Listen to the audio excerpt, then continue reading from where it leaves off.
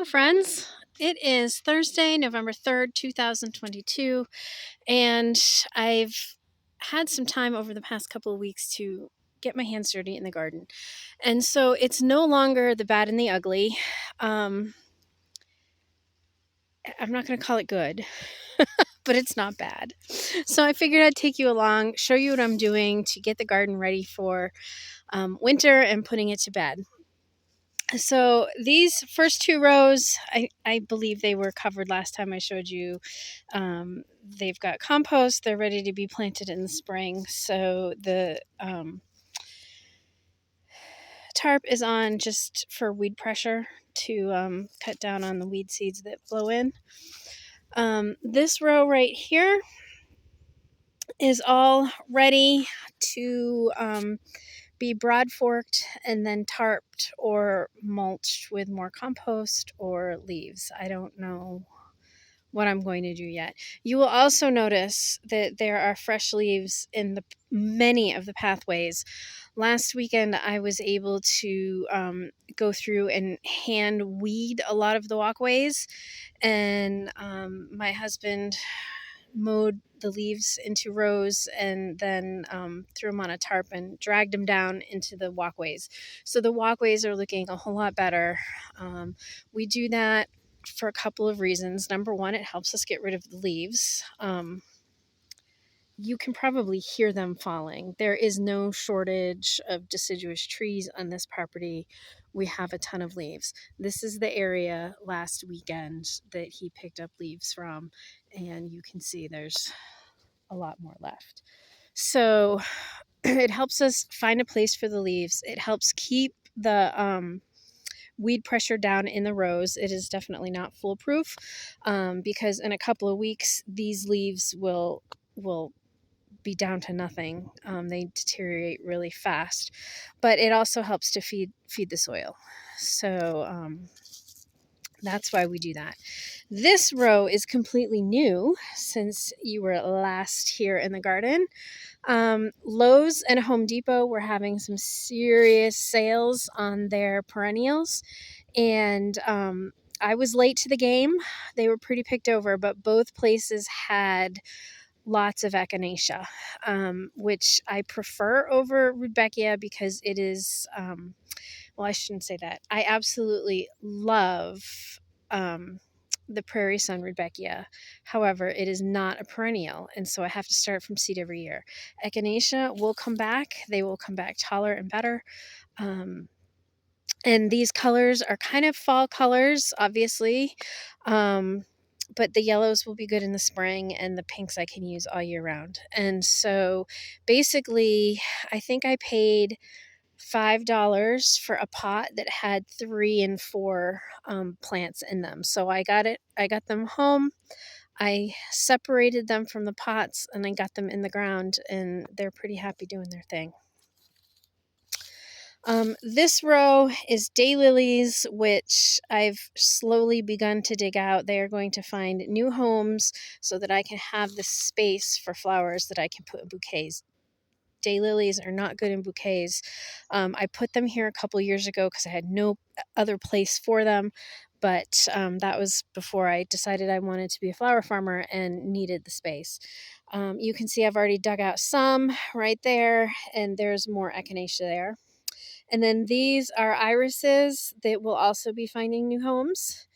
I dug them out in front of the house. They were not blooming. They were too crowded.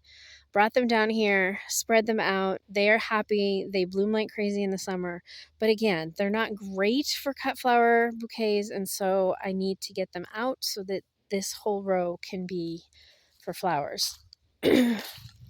This is another row of perennials. I've got some yarrow, some artemisia, lots of different stuff in here that I just need to clear out. I need to get in here and weed and then mulch with leaves, and hopefully that'll cut down on the weeds next year. There is a row here, not that you can tell because I didn't pretty it all up for the video, you guys. These are the cuttings from my dahlias. I just need to get them out of here. They're definitely not staying. but there's a row here that has no crops in it. I need to get in and weed it and broad fork it, tarp it or mulch it, and then it will be ready for spring. This row right here is all dahlias. I just went through. It was such a beautiful day. I cut them all down. There's no sign of rain in the future. And so next week, late next week, I think we're going to get rain. And so before that, I will come and dig these up. Today, as I cut them, you can see the tags. I made sure they were all well labeled so that I know exactly what I'm digging and dividing. This row needs to be dealt with. This is yarrow. It's staying. It's a perennial. I need to pull those dead plants out. There's some Gilia behind there that needs to be transplanted. It's a great plant for pollinators. It's very hardy. It's just not great for bouquets. And so that needs to go. And then the last of the cosmos will come out as well. Again, freshly leaved pathways, which are awesome. So in this row, and I'm going to take you for a walk because I want to show you what's going on. We've got Sweet Williams here. They are perennial. They will come back in the spring. They will be fantastic. We've got more yarrow over here, snapdragons. I'm leaving. I don't know why. I just don't have the heart to pull them out. They look so fantastic, and they've got buds on them, so they're going to stay. The lambada is going to come out. This is an annual bee balm that I use in bouquets. But right now I'm leaving what's here for the pollinators. You can probably see them flying in and around. There's not much this time of year for the bees. And so if I have something for them, I'm going to leave it for them.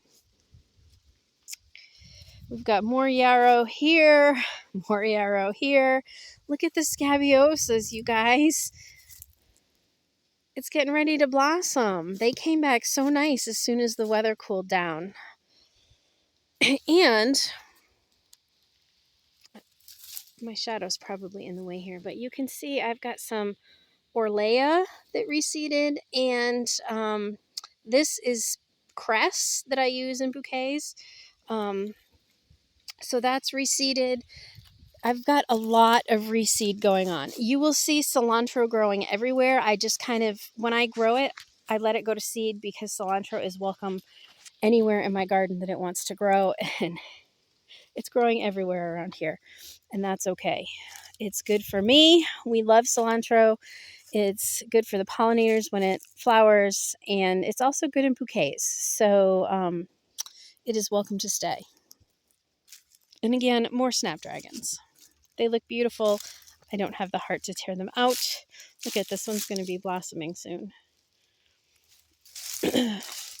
This row I'm very excited about. This is, I believe that it's Orlea that I grew last year. It was very hard to get it to germinate. I finally got some to germinate, planted it out. I let it go to seed. I collected seed, but as you can see, it also reseeded itself very nicely. And I think it even came over here. So all of that is staying. I hope it lives during the winter, and we'll have it in the spring. More lambada here. These right down there, I believe are Nigella. It's either Nigella or larkspur. And these are Scabiosa that reseeded themselves. So all of this I am letting stay. If it survives over the winter, it's going to be in bloom earlier in the spring, and the plants are going to be much hardier. They're going to grow taller. They're going to be much more vigorous. So they are all staying. I believe, like I said, that this is larkspur, but I believe these over here are Nigella, because that's what these are. These are the seed pods. I did not have much luck at all getting Nigella to sprout in the spring, but I had probably 3 plants take, and I let them go to seed, and now hopefully I will never have problems getting Nigella in the garden again. We've got some more Sweet William here. Let me move over to this side so my shadow's not in the way. The feverfew is looking great. This is the Prairie Sun Rudbeckia that needs to come out. Um, there were, yeah, you can probably see over there, there's a little blossom. So again, I'm just leaving it for the bees. Snapdragons. I've got lots of these piles that I need to take to the compost. Over here, this used to be glads, and I yanked those out. I will be saving the corms and growing them again next year. But again, I just need to come through with the broad fork and add some compost to this row, and that'll be good to go. Same thing here. There's not much in this one, except for the dill, which is allowed to stay. These dahlias, I'm going to climb over and see if I can show you, given that it is November. It is November in Zone 6. And look at these beauties. So dahlias in November in Zone 6. I can hardly believe it. This is an Orset Beauty. So this row of dahlias I did not cut back because there's only a couple different varieties in this row. And I'm going to dig a couple of each plant, and then I'm going to do a big experiment. I am going to cut them back, but I'm not going to dig them. I'm going to heavily mulch them. I will tarp them to protect them from precipitation, and I am going to see if I can get any of these plants to come back in Zone 6A and perennialize. It's been done in Zone 7. I don't know if it'll work in Zone 6, but I'm going to try it. Like I said, I will dig a couple of each variety so I won't lose them. So if none of them come back in the spring, it's not going to be a big deal. It'll be okay. 2 more rows that I need to tackle. We've got the zinnias down there that need to come back out. We've got sedum here. I am letting those glads go a little longer. They were the last ones I planted for the season, and so I want to give them a little while longer to put energy into their corms. I still have a couple.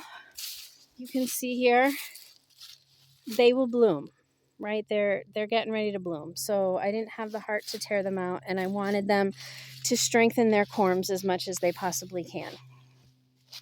These 2 rows are daffodils. I've got dill and cilantro growing, and I'm just letting that be, because if I can get the dill and the cilantro to establish in here, then I will be very happy with that, because I did not like having both of these rows fallow, basically, during the growing season, because the daffodils were done blooming in May, beginning of May, or middle of May, and then they need 6 to 8 weeks to gather their energy, and then the leaves start to die back.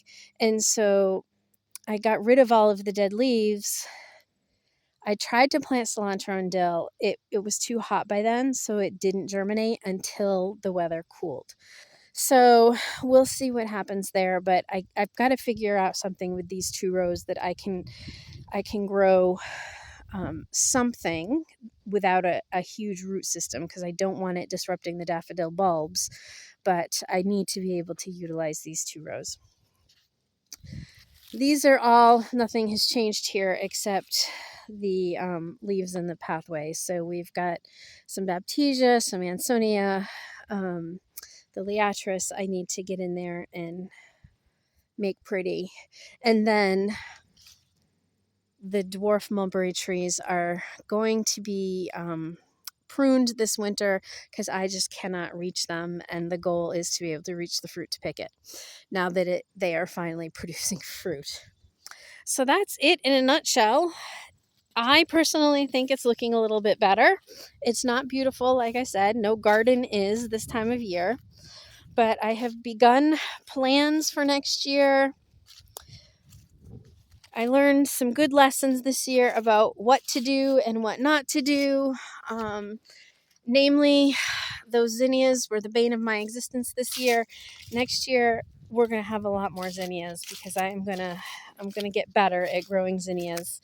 And hopefully more varieties once we have more space to grow. So, I am actually at a retreat this weekend. The weather looks good early next week too, so I will be back clearing out all of the compost stuff, ripping out the zinnias, and putting some of these rows to bed that are empty. And so that's it, guys. Hopefully it won't be months and months till I have another video, but it might be. I'm not sure how this fall is going to go, but I'll be back in the spring with all the beautiful things. Talk to you later. Bye.